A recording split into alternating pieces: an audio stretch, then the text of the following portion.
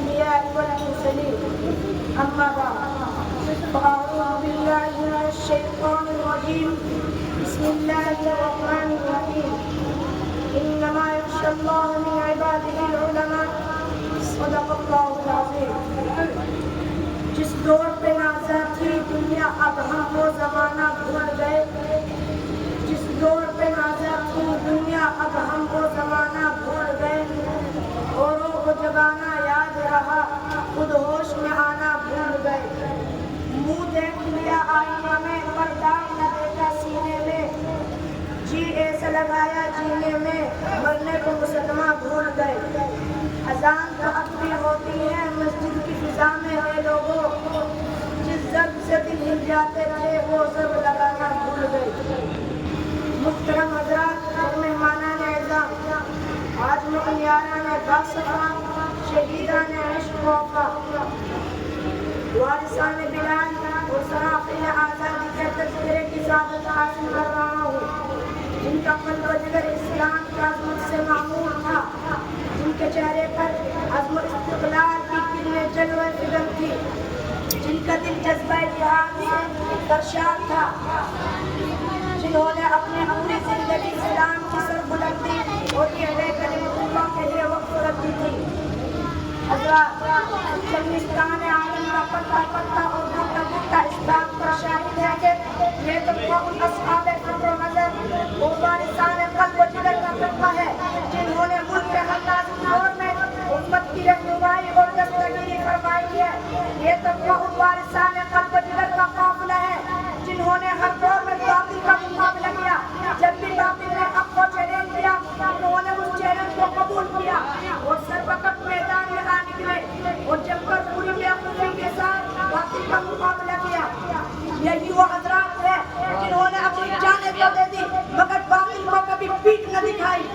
حضرات، جب ہندوستان کی مقدس سرزمین پر انگریزوں کا ناپاک سایہ پڑا اور وہ اپنی شاپرانہ و عیارانہ چالوں سے یہاں کے مالک بن بیٹھے، جب باشندگان ہند پر طرح طرح کے ظلم و ستم کے پہاڑ توڑے جانے لگے، جب ہندوستانیوں کو غلام بنایا جانے لگا، جب ہندوستانیوں کا خون ان کے پسینے سے بھی زیادہ عرضہ ہونے لگا، تو ایسے نازک وقت میں سب سے پہلے جس شخصیت نے عالم بغاوت بلند کیا تھا وہ محدث کبیر نازش وطن شاہ عبدالعزیز ابن شاہ ولی اللہ محدث دہلوی رحمۃ اللہ علیہ کی ذات گرامی ہے. یہی وہ مجاہد ہے جس نے اس دور میں سب سے پہلے مسلمانوں کے نصب العین کا اعلان فرما دیا تھا. شاہ عبدالعزیز کا فتویٰ کیا تھا گویا ایک بغیر بے اما تھا جو دشمنوں کے نقل تمنا پر گر پڑی. انگریزوں کی نیندیں آرام ہو گئی، جگہ جگہ آزادی کے شعلے بھڑکنے لگے، جگہ جگہ آزادی کے پرچم لہرانے لگے، سینوں میں ولولے مچلنے لگے، حوصلوں نے انگڑائیاں لینی شروع کر دی. مسند درس پر بیٹھ کر قرآن و حدیث کے درس دینے والے علماء کرام اور قرآن میں بیٹھ کر اپنے خون و جگر سے شمع اسلام کو روشن کرنے والے مشائخ اعظام اپنے مدرسوں اور خانقاہوں کو چھوڑ کر آ گئے اور فرنگیوں کے خلاف ایک محاذ بنا کر توکل اللہ منزل کی جانب بے سر و سامانی کے عالم میں نکل پڑے. اور میں اکیلے ہی چلا تھا جانب منزل مگر یاروں آتے گئے اور یاروں بنتے گئے کہ مصداق ہو گئے. حضرات، ہندوستان کی جنگ آزادی میں اگر علماء کرام حصہ نہ لیتے تو ہندوستان کبھی بھی آزاد نہ ہوتا. اگر یہ سرخیلے آزادی نہ ہوتے تو تحریکیں نہ چلتی، تحریک بالا کوٹ نہ چلتی، تحریک ریشمی رومال نہ چلتی، تحریک خلافت نہ چلتی، ہندوستان چھوڑو تحریک نہ چلتی. الغرض علماء کرام ہی نے اپنے خون و جگر سے اس عروج سے آزادی کی عناء بندی کی ہے اور شہید آزادی کو سینچا اور قربان چڑھایا ہے. ہندوستان کی جنگ آزادی میں جو قربانیاں علماء نے دی ہے وہ دیگر قوموں نے نہیں دی، اور جتنی تکالیف اور اذیتوں کا سامنا علماء نے کیا ہے وہ کسی نے نہیں کیا. چنانچہ ایک مشہور انگریز مورخ رچرڈ ٹامسن اپنی یادداشت میں لکھتا ہے کہ سن 1864 سے لے کر سن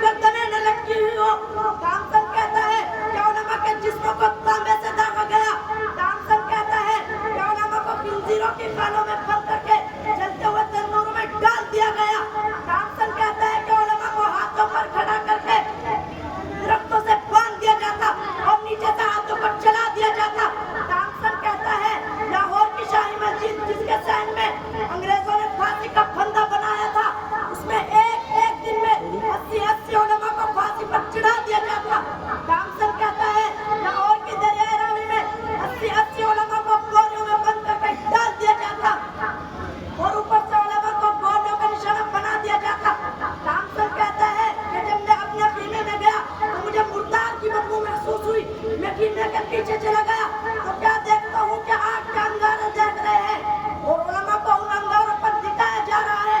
थॉमसन कहता है कि मैं देखता रहा, वो उलमा को एक के बाद दीगर अंगारों की कड़े उतार उतार कर डालते रहे और कहते रहे कि मौलवियों तुम में से कोई एक ही कह दो कि 1857 की जंग आजादी में हम शरीक नहीं थे, अभी छोड़ देते हैं।